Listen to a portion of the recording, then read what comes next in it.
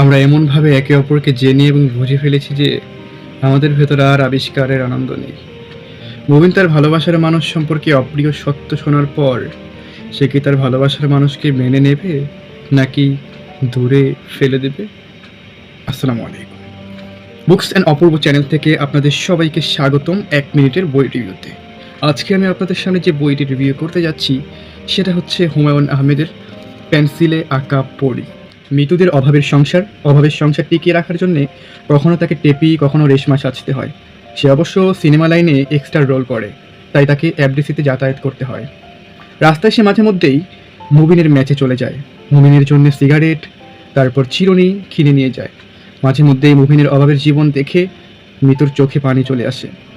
মুবিনও অত্যন্ত ভালোবাসে মিতু। তার একটাই স্বপ্ন, সে সিলেটের চা বাগানে একটা চাকরি পাবে এবং মিতুকে নিয়ে সেখানে থাকবে।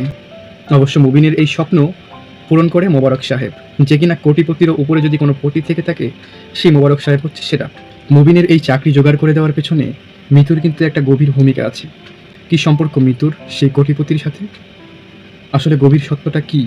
কি সেই সম্পর্ক? এই উপন্যাসের সবচেয়ে ইন্টারেস্টিং ক্যারেক্টারটা কি? মিতু, মুবিন নাকি মোবারক সাহেব? আসলে কেউই না। আমার কাছে যেটা মনে হয়েছে সেটা হচ্ছে ঝুমুর। ঝুমুরের নানান দুঃখ কষ্ট, ভাই খুনের দায়ে জেলে আছে সেই কষ্ট, তার মায়ের কষ্ট, তার বোন মৃত্যুর কষ্ট। তবুও মাঝে মধ্যে ঝুমুর কল্পনা করতে পছন্দ করে। এমন কল্পনা যে সে একজনের সাথে কথা বলে, খুব বেশি কথা বলে, তার কথা শুনে, তার কথা শুনতে তার ভালো লাগে, তার সাথে ঝগড়া করে। সেই কল্পনার লোকটি কে? সে কি ঝুমুরের স্বামী নাকি অন্য কেউ? জানতে হলে পড়তে হবে পেন্সিল একা পড়ি, হুমায়ুন আহমেদ। সবাইকে বুকস অ্যান্ড অপূর্বের পক্ষ থেকে ধন্যবাদ।